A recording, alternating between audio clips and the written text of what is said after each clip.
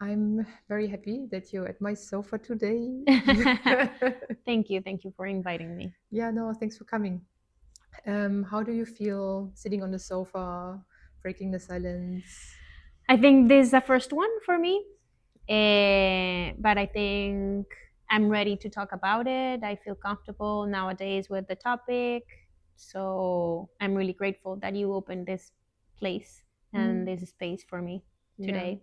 thank you. No, I'm really grateful for you approaching me, wanting to talk about your journey of addiction, alcohol addiction. And I think this is such an important topic. So I'm really glad you reached out and that we also already had some conversations because I think I can relate to some parts. And I think there are even more people that relate, maybe even more. And yeah. Yeah, for sure. I think my objective is just to break the silence and to open like a nice comfortable conversation where maybe, I mean, what I told you, like even if it's just one person that can feel related and that something sparks inside, that would be great for me. Yeah, yeah, that's nice.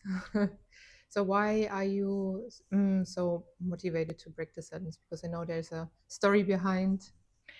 Yeah, I think as I told you, I'm already comfortable like with the topic. Like it's not that difficult for me to open and to talk about it. So I think first of all, I'm in a good place nowadays after making the decision of quitting alcohol and after all my process and all my experience. I think I'm in a good place where I can share it and talk about it. And also because I think this was something I missed myself when I was like making the process and thinking about quitting alcohol. Like I didn't see that much spaces where I can relate with or where my story was some kind similar to other ones Mm-hmm. because I don't know. I think there's still a lot of taboo around the topic and a lot of preconceptions about what an alcoholic looks like, or where do you have to be to start thinking just or questioning just your consumption and your relation with alcohol. Mm-hmm. So I think that this was something that I would like to reach or to have when I was starting my process. So Mm. that's like my main motivation, like to be Yeah, there and yeah, to show like another face of it. Like yeah. Basically supporting the person you needed to be. exactly. Yeah, Like just making sure like a lot of stories are there for people to know. yeah, yeah, yeah. That's the important thing.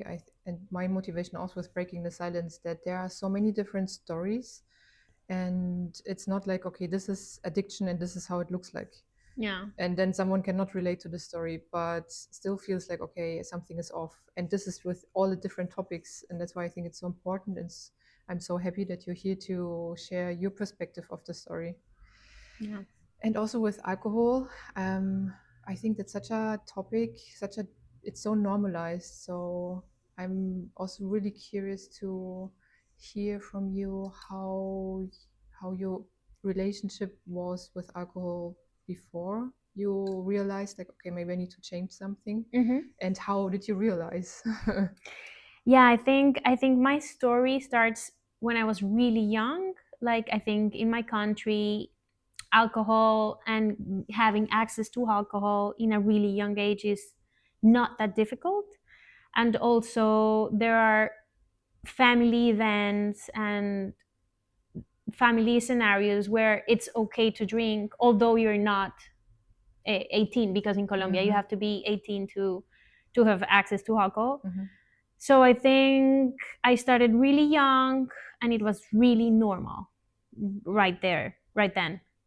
And so I think I was, I don't know, 15 Mm-hmm. when I started drinking. And yeah, I don't know, it was really like a normal situation. And that's what I think it's really wrong because it's like if I compared with my friends or if I compared with my social circle, like it was fine. There was nothing wrong. I was doing what every kid was doing. It was not a thing that I was drinking alcohol all the days or random hours. Like, no, it was party with my teenage friends. And that was like my beginning with alcohol. But I also remember that I didn't like how it tasted or how it made me feel the day after.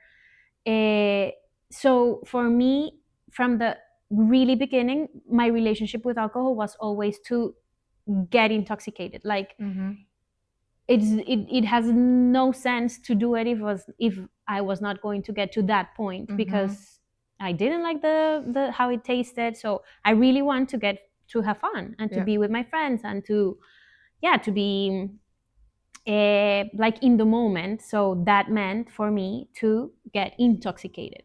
So that's like the first thing I can remember and I can think that was wrong.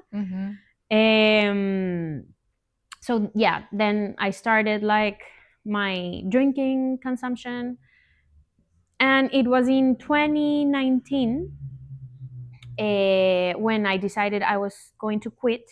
It was like my one of my closest friends' wedding. So we were doing the normal thing, just having fun, the party, the alcohol, everything was normal. We left the party with my fiance at that moment, and we got like into a huge fight. He was already sober like 2 years before that, so he already quit alcohol 2 years before that. So he was sober at the moment, and we got like in a huge fight. I ended up calling my mom, and my mom heard that I was like really drunk. So I don't even remember what I talked with her. And yeah, I got to the house, I slept, whatever. And the day after, my mom called. Uh, she called me again, and she told me like, "Look, I really think that you should look for help. Like, I don't think this is normal. Like, you're going to because I was getting married that year as well. So you're going to get married. Your husband is already sober. So what are you bringing to the relationship? Like, think about it." And she just like put the seed. And I mean, I don't know if that was also your case, but moms, when we're teenagers, they're constantly like worried because we are or drinking or going partying or whatever. So whatever she told me when I was 15, 18 or whatever, it was just like blah blah blah. So I didn't hear that. But I don't know why and I don't know how, but that call I had on 2019, just it was like a wake up call. Like it planted a seed, and I was like, yeah, I'm going to start looking for help. Maybe this is something I have to fix or to, I don't know. Yeah. So I started my journey on fixing something that I at the beginning I thought it wasn't really a problem. Like, I really thought that the people, the psychologist or the therapist or the coach that I went was going to tell me like, don't worry, you don't have any problem. Because again, this was what I was seeing that my friends were doing, and my family never like, hands up, you have a problem. No, never. Yeah. They were like, yeah, she's normal, whatever. Like everyone else. Like everyone else. So I thought I didn't have any problem, and that I was just looking for that person to tell me, don't worry, you don't have a problem at the beginning. So I reached out a psychologist. I think she was specialized on addictions or something like that. And I was really open. I told her everything. She asked me a little bit of questions. And at the end, she told me, like, yeah, for sure, you have a drinking problem. Like, I suggest you can go with a private therapist, or you can try A&A. So for me, it was like, therapist. I'm not going to a group. I'm not going to A&A. I'm okay. I'm fine. This is not that bad. Yeah. But when I was looking for a private therapist or coach or whatever, they were really busy. So they were like, yeah, we can have an appointment maybe next year or maybe in 5 months. And I really felt that I needed help right there Yeah. and right now. Yeah. So was like my last option, but I was like, okay, let's try this, let's move on. And I searched for a group in my city, and it was just few steps where I lived at that moment. So I was like, this is a sign now. I No really excuse. I really believe like in the universe and the universe signal. So I was like, this is the universe, I have to go. And I went there, and that was it. I kept going over and over all the days during 1 year. I was Hmm. just going to my group sessions. And at the beginning, that was it. That was what helped me, and that was what I needed. And I felt like they really helped me, and they really Yeah, knew what I was uh, going through. it's interesting. So why did you first not want to go to the ANA? I think it's just because of what you think you will get to, and the Mm-hmm. expectations you have around these groups. Like, Yeah. I know in my head, the stories of people that went to AA were like really old men, really fucked up. Like they Mm-hmm. really have done miserable things, and they ruined their lives, and they were just like on the edge of dying or going to AA. Yeah. So that was in my head what I was going to face, Yeah. and the people that were going to AA were like that kind of people. Mm-hmm. And I went, and I didn't see anyone my age. I didn't see anyone that looked like me, like they were older people. But at that moment, they helped me. Like at that moment, and I'm still so grateful for that precise group that I entered, because they really helped me, and they really like hugged me, and everything's going to be okay. You're going to Mm-hmm. get through it. Yeah. But yeah, at the beginning, it was like a resistance, because I thought like I'm not that bad. Like I'm not an alcoholic like that, you know? Yeah. Yeah, I can imagine like if more people would come to the conclusion that they have a problem and it wouldn't be so normalized that you would see more also of other people. Because if I think about an alcohol addict, I don't think about you. I don't think Of about course. someone who, I don't know how often you were drinking, but like in a like weekly. If I think about an alcohol addict, I think about someone who sneaks into alcohol into his tea and maybe tries to like, how can I have my next drink without people Yeah, realizing that I'm going again to the shop, being drunk basically every day to every day, survive. of course. But I also know this is that you can also have, I don't know, weekly drinks, and this also can be an addiction, but in my mind it's still like this fucked up person. Of course. So it's hard to relate, like, okay, I have a problem because I'm not fucked up.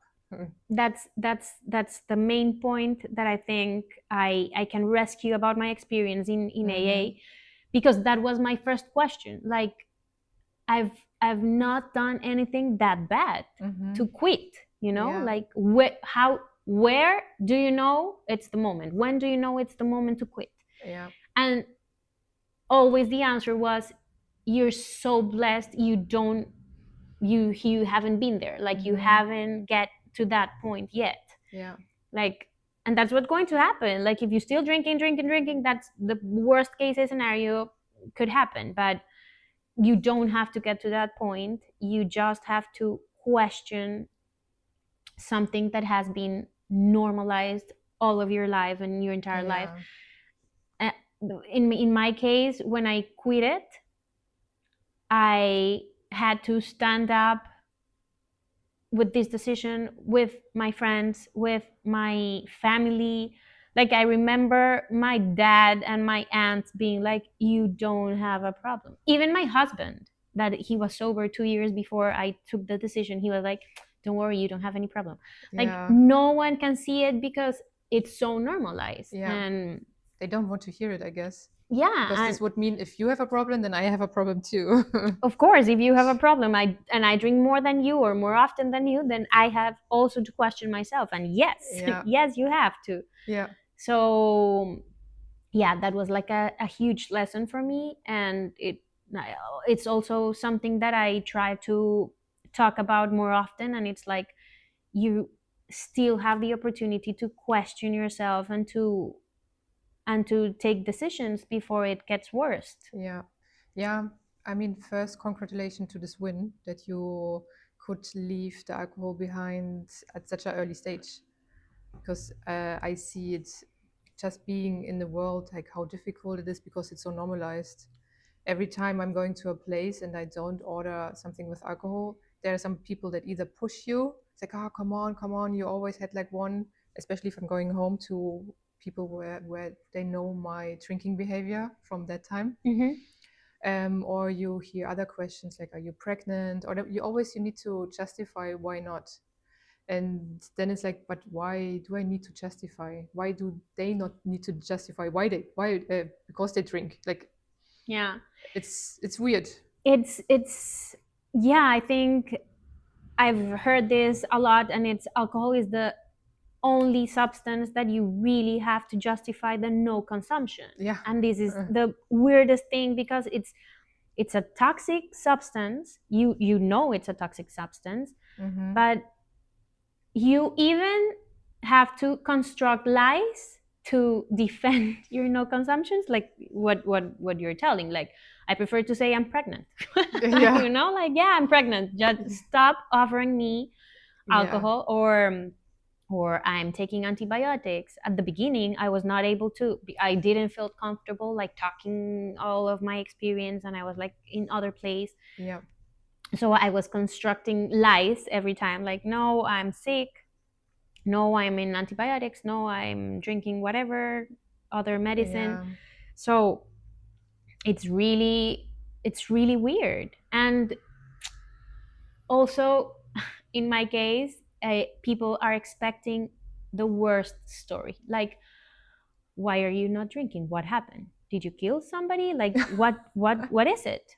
Wow. And when you tell, because it's not the worst story. In my case, I know it's not I've done worse things sober. So I know it's not like a really bad story, but they're waiting for that bad story. Like, it really, really bad had happened to for you to take this decision of not drinking. That's And it's, also interesting that people assume we change only after a bad story. That's interesting. yeah, it's like you don't know the privilege it is to change before you have that bad story. Yeah. Like, it's really a gift if you can do it before. Yeah. And that was something that I question a lot Mm-hmm.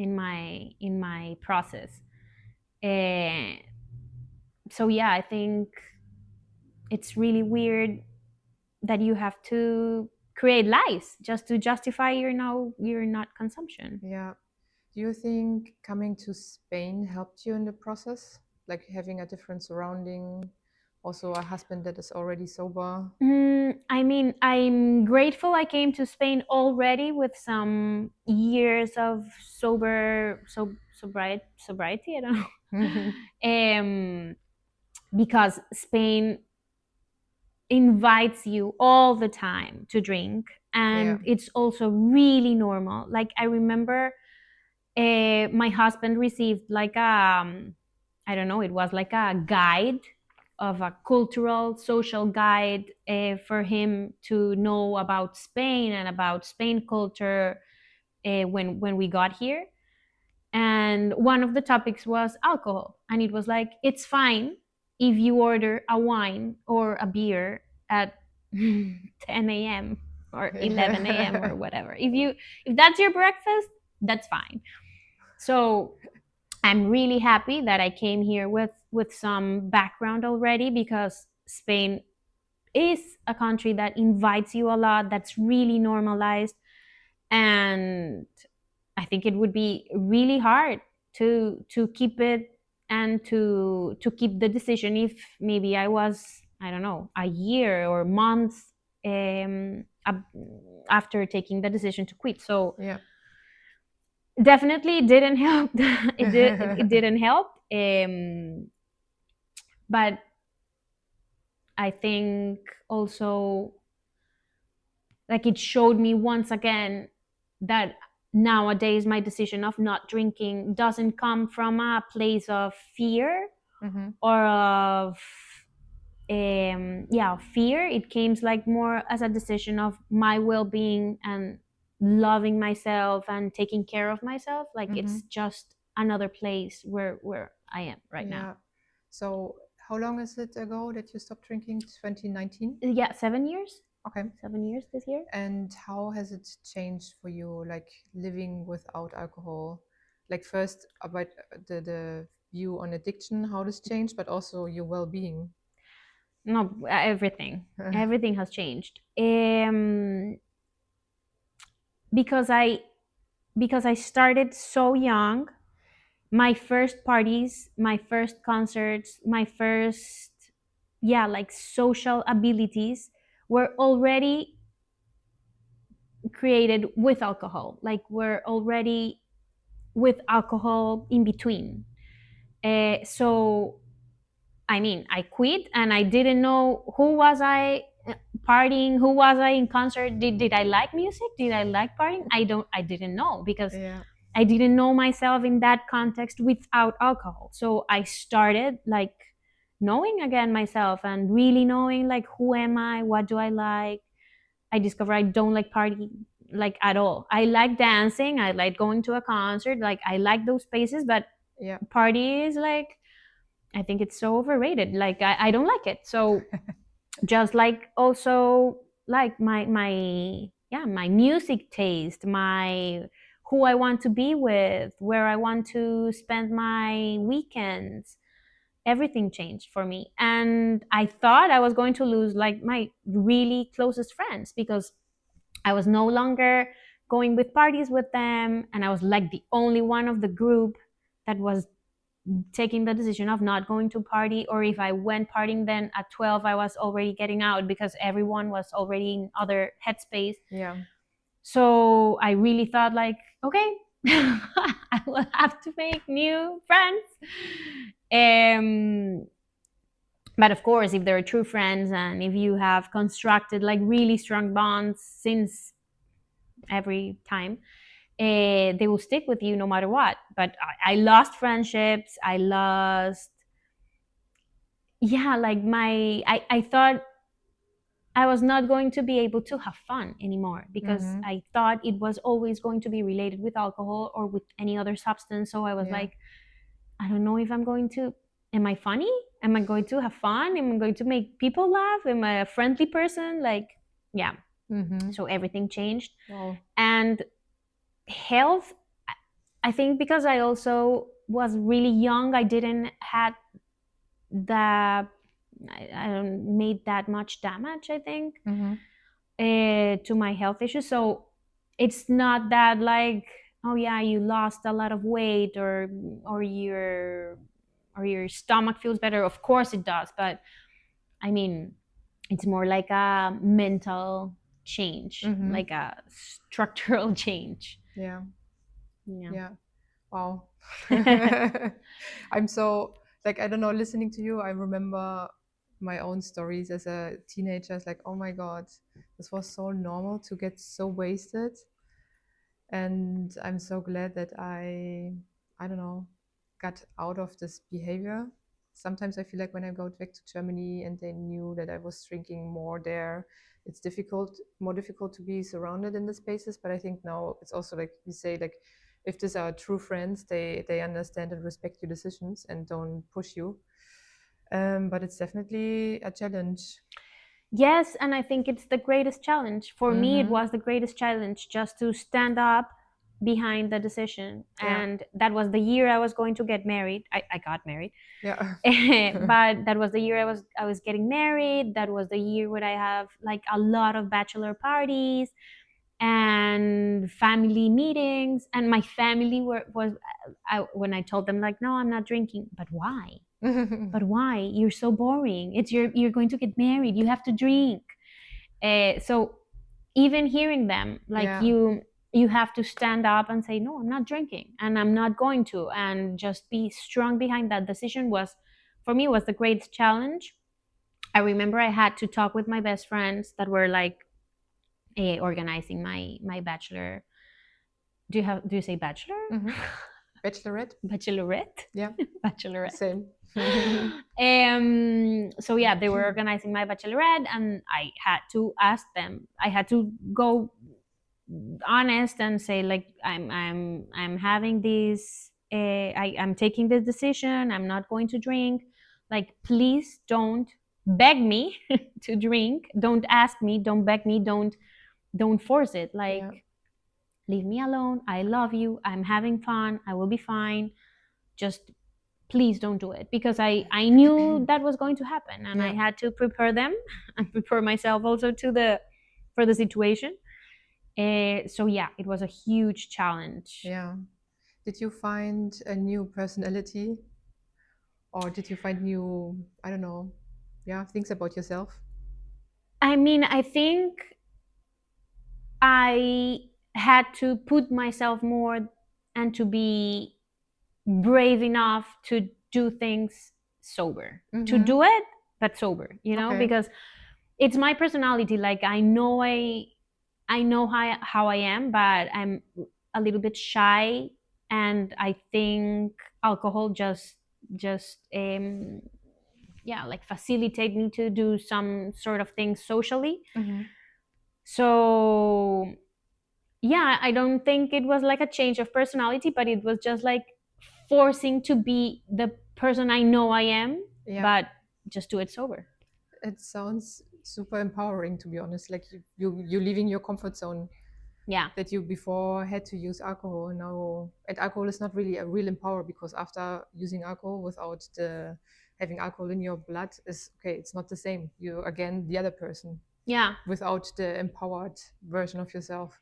Yeah, it's really, I think the greatest benefit of it is like feeling free of Mm-hmm. alcohol. Like, you don't have to depend on anything to be yourself or to have fun or to speak the truth Yeah. or to, yeah, like you're free, you're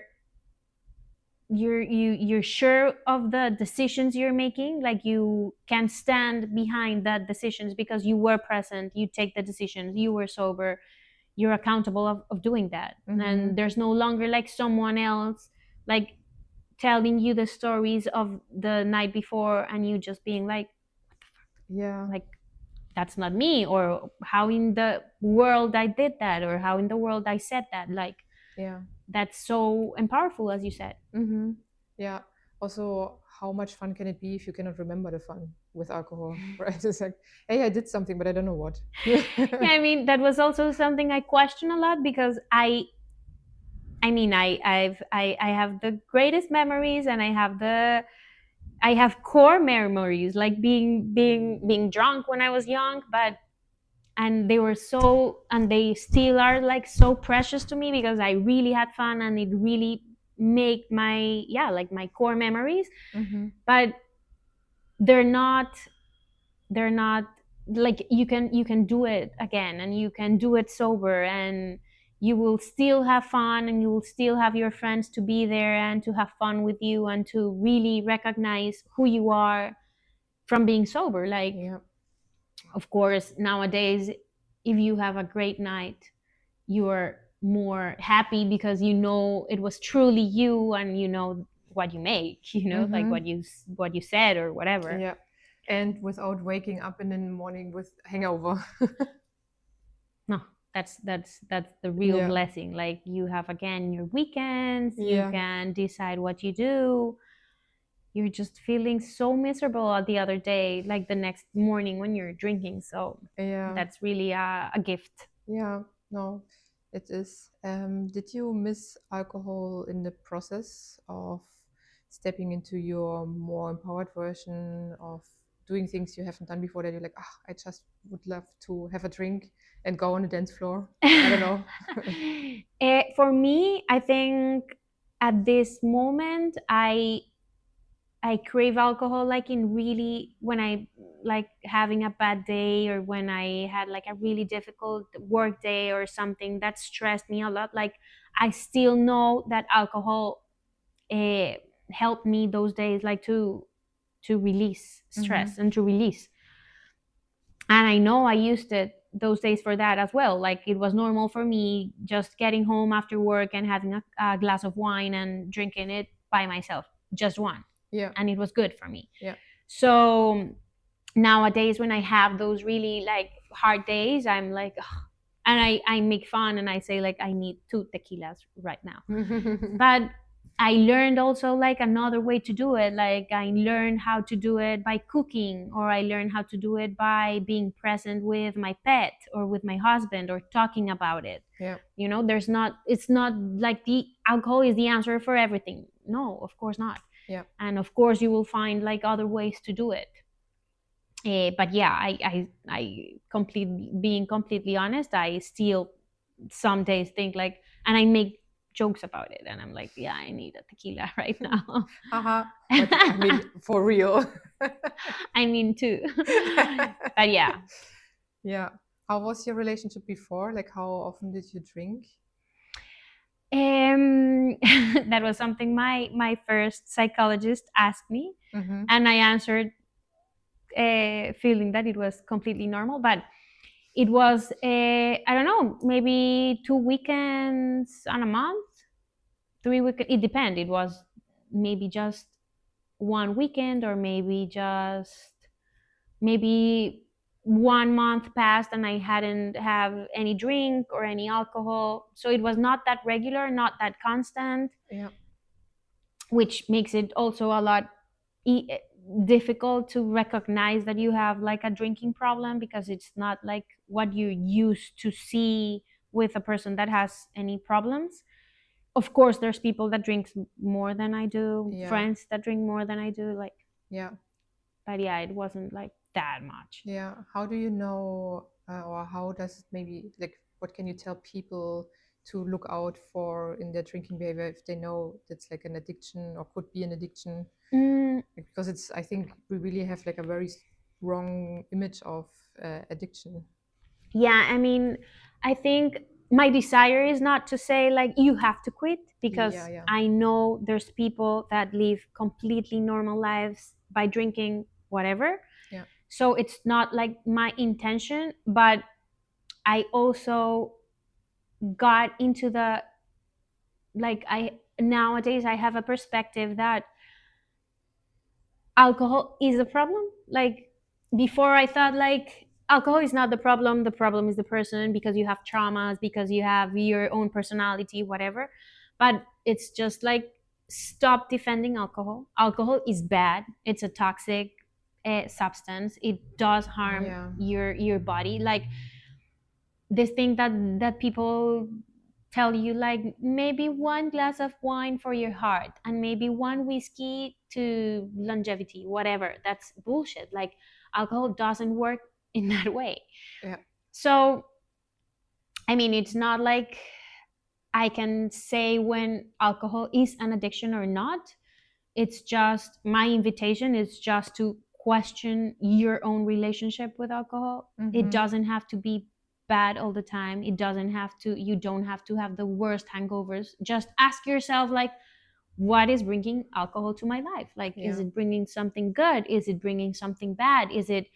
Am I taking it? Why are you doing it? Like, are you taking it because you want to stop feeling something, because you want to be someone you don't feel you can be without alcohol? Like, just question the consumption, because it's been so normalized for so long. Yeah. And I get it. And I mean, I come from a Latin American country. I know how you live with alcohol all your life, Mm-hmm. that it's really difficult just to question it, just to ask yourself, like, why am I doing it? It's not Yeah. good. It's not good. It's not a substance that you might drink, Yeah. or Yeah. that you should drink. Yeah, I think it's a good invitation to just think about, so why do I drink alcohol? Or yeah, because it's really so normalized. I think I've heard one time they said if you would invent alcohol now, they wouldn't accept it because it's such a addictive drug, way more addictive than other drugs that are forbidden. But because it has a long tradition and has been done for many, many years, it's just part of our culture, which doesn't make it better. It's just very normalized, and I think makes it very difficult to question the Yeah. behavior. Or if you're in settings to say no, because people are like, ah, but why? And maybe just a simple no is not a good enough reason to not drink it. It's like, oh, just one. Yeah, okay, just one, because why not? Yeah. It's just one glass or whatever. Yeah, So it's very exactly. difficult. So for me, it's the weird thing is why the consumption is so normalized while the not consumption should be normalized. That explains everything. That Yeah. is like, that's what they want you to think. Like, it's it's been there forever. There, of course, there's a lot of interest around the huge industry and companies and whatever. Yeah. So, I mean, is it your decision?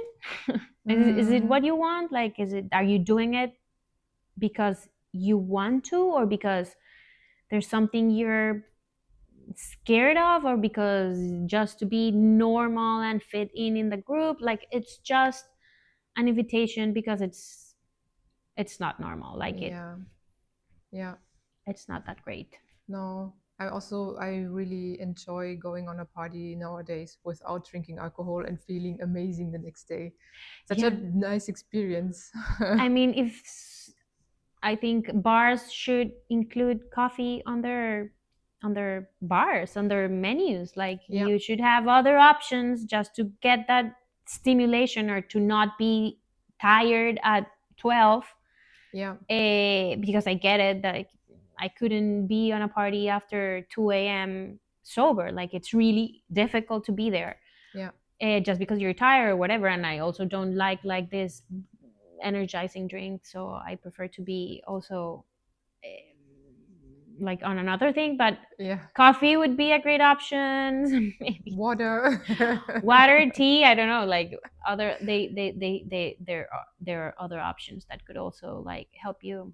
Yeah, yeah, no, it's true. Yeah. Yeah, it's wild how this came up, but I'm glad that we are talking about it to create a space for people who are maybe on a similar journey than you are, or want to be, or question it maybe for the first time. It's like, oh, maybe, yeah, actually, I don't want to. Maybe I don't know, don't have any benefit. Maybe I should consider quitting it, or Hmm. I don't know, just like having a different perspective and maybe a thought process. Yeah, I think I when I was starting on my journey, I couldn't find someone that I could relate to that much, that would Mm-hmm. help me travel also, like all my doubts and all my questions. Like, I had, like, am I an alcoholic? Like, am I really a really bad person?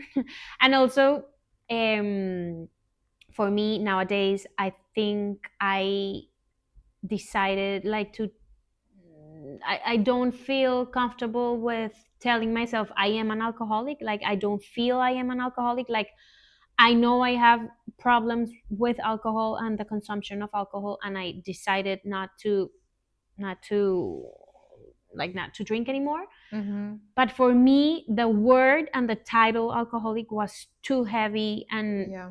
too too heavy to keep it. Like, for me, it was just like making me really anxious.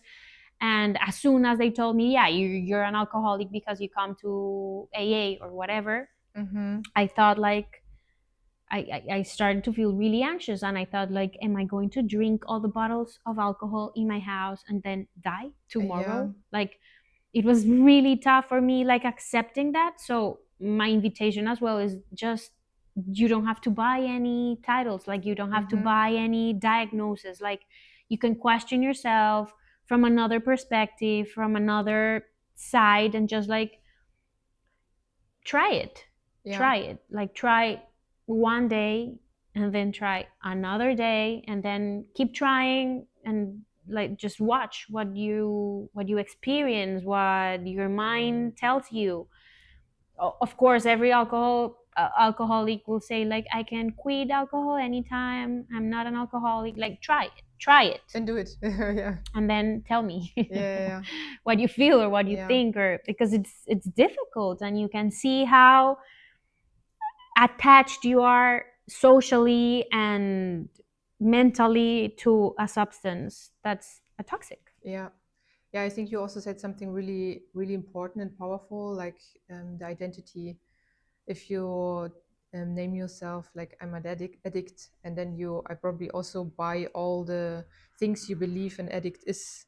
It's like, okay, Exactly. I'm a bad person, I think is one part of like, because I cannot stop something, so I'm bad because I'm failing with something. Mm-hmm. I'm addicted, so it's my part of my personality, so I will always have a problem.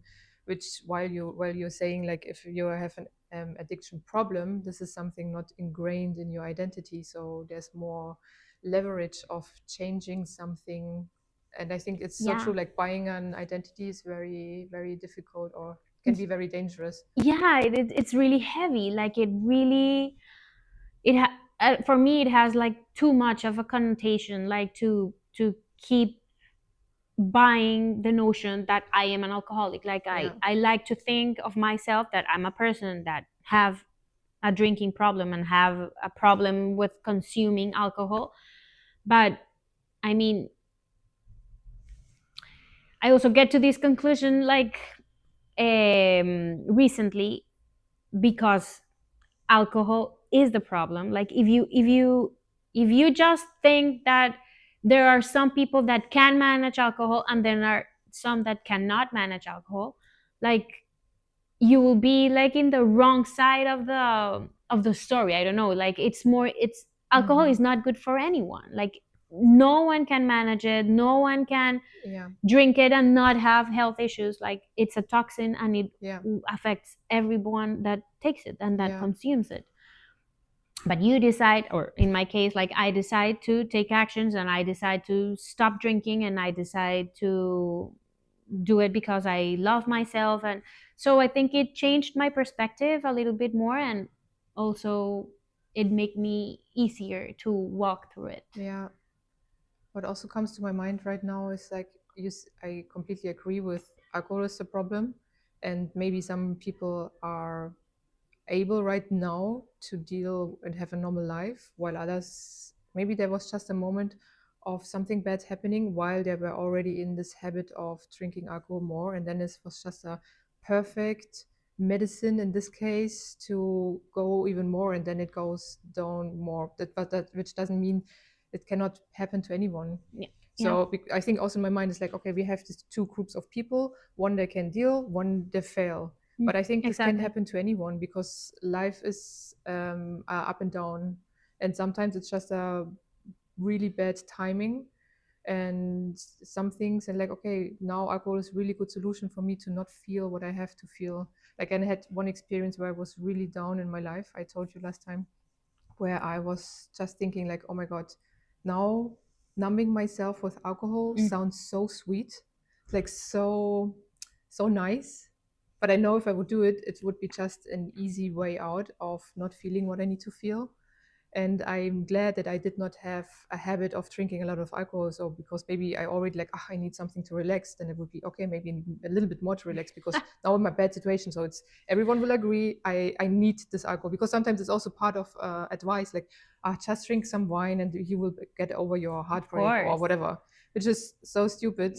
That's But the yeah, first advice that some friend will give you. Like, yeah, get out and have some drinks and it'll be okay, everything. yeah, And that's also something important for me. And it's like life will just keep being life. Like it's not going to, you will still have problems, you will still have issues to resolve. Like it's not the question also to having a perfect life. Like quitting will not make your life perfect yeah, at all. yeah, But you have the tools and you have the mind and you have your own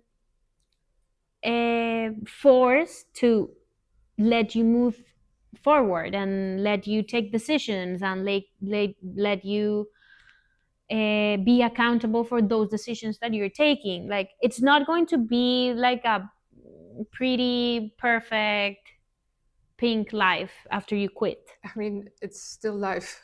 It's still life and you will have to deal with things, but Yeah, and also make bad decisions. Like this doesn't make me like a perfect person, or you're just going to know what to do exactly for the rest of your life. No, of course I make mistakes, of course I take really bad decisions being sober, but but I have like the power. Like I know that I'm doing it. Like I know I'm taking the decision. I can stand behind it. Like it's so different Yeah, because of that. yeah. In the end, we are still just humans. Again, we're not perfect. Yeah, no, never meant to be. Exactly. Don't want to be any place near the perfection. Yeah, no, not a good place to be. What else did help you through get out of your addiction? Like, what tools did you use, or did you develop, or I don't know. Mm, I think at the beginning I started doing a lot of meditation. Like because that was like some suggestion that came also as part of the AA program. So I made a lot of meditation, and I start to maybe acknowledging more, like to having a calm nervous system, like to trying to achieve to calm down my nervous system Mm-hmm. in other ways, because I knew that what alcohol meant that also to me in some cases, like to release and to be like without stress or whatever. Yeah. So I had to look for other ways to just keep really calm uh, nervous system. Mm-hmm. Um, and I think also sports help me a lot. Like I know there's like this thing that people quit alcohol and then get addict to their bicycles or to training or whatever, or running. Yeah. And it makes sense for me because it's like also like a place where you can uh, release like a lot of emotions and calm your nervous system and find like other type of releases that I think you have to find. Yeah. So yeah, I think sports as well helped me a lot. Uh, and just trying to be like really nice with myself, like not punishing me, or just like because I one of the process on AA is like you have to ask for forgiveness for your acts when you were consuming. Mm-hmm. So also this could be really hard, like you're going back with a lot of memories, maybe not that nice memories, and then punishing you and just being like I was a really bad person that time, and judging yourself a lot. So Yeah. maybe as well, like treating yourself nicely and just recognize the effort you're doing Yeah. at that time, because it's not an easy decision. Yeah. Eh, so yeah, maybe that helped me. Yeah. Sounds nice. And I think these are all good tips for everyone. Yeah, no matter what, just don't be that harsh on yourself. Oh, 100%. I think we all have such a big critic inside of us that Yeah. is always judging what we're doing. Like, oh, you could have done this better, or why did you drink, or I don't know. This doesn't help. Like at the end, you just feel like shit, Hmm. and then what? And then what? Of course, I if I wanted, I had really honest conversations with my partner, because I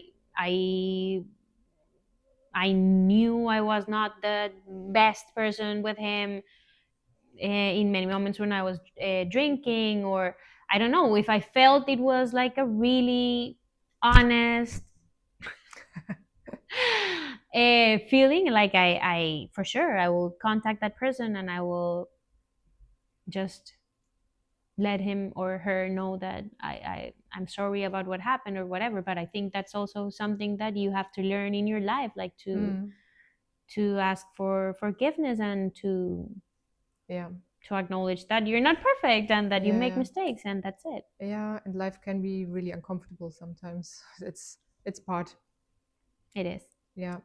So where are you now in your journey? You said like you're not afraid of being in spaces with alcohol, and yeah. Yeah, I think I'm in a better, much better place right now. I feel like again I'm taking the decision every day of not consuming alcohol, but from a nicer place, more. more thinking about myself and how much I love myself. And I mean, I know if I don't treat myself well, anyone is going to do it. So just taking the decision from that place has really changed like my mindset.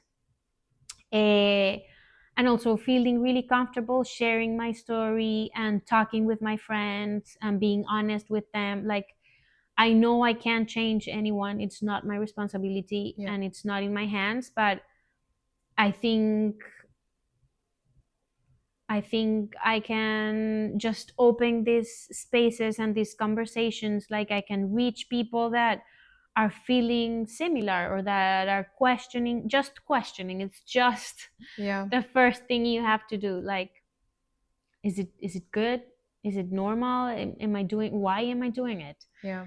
Um so yeah, I think I'm in a much better place. Again, I'm not perfect. I still make wrong decisions or whatever, but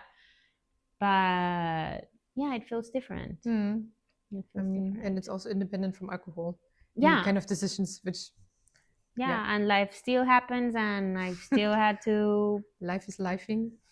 Exactly, exactly. But no, I think I'm in a really good place right now. I'm happy to hear. Yeah, Yeah. And also happy to hear that you, I don't know, you're open to create basically a safe space to talk about it without judgmental and without judgments. And yeah, because I can also imagine if someone would have told you in a different moment, just stop drinking, you're like, fuck you.